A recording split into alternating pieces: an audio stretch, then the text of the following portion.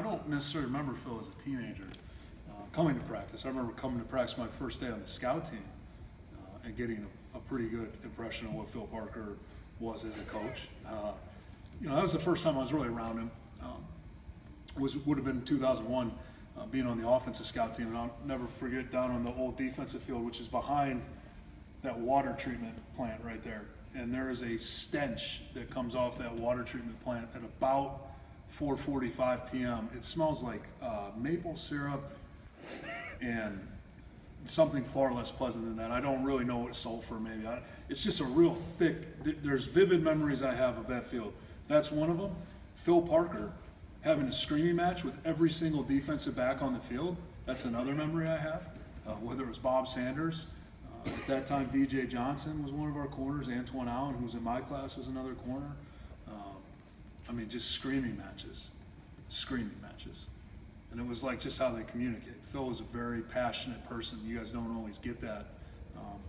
But I remember that, and certainly I think what I remember more about Phil than anything is just the amount of respect and the amount of admiration he commands as a player, as a young person, because of, number one, what he has done and accomplished in his time, and two, just how he carries himself and the knowledge he has as a coach and his ability as a teacher to make very complex systems and thoughts.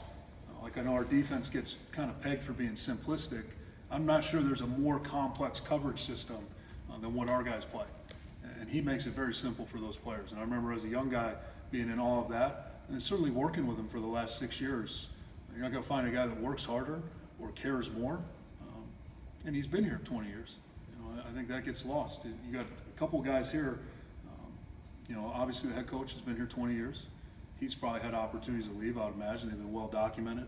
I don't think the opportunities for some of the other guys, like Phil Parker or Chris Doyle, get as documented. And yet they've stayed here throughout all that time and been here and been a part of this. So when you take that kind of loyalty, that kind of commitment, and then on top of it, like I said, I saw it as a young person, his ability as a coach, as a motivator, as a teacher, as a leader, and then to be across from it every day. It's nice to come to work with people that you respect and admire, and more importantly, you come to work every day with people you can learn from. So just be taking notes. That's what I've learned. Brian,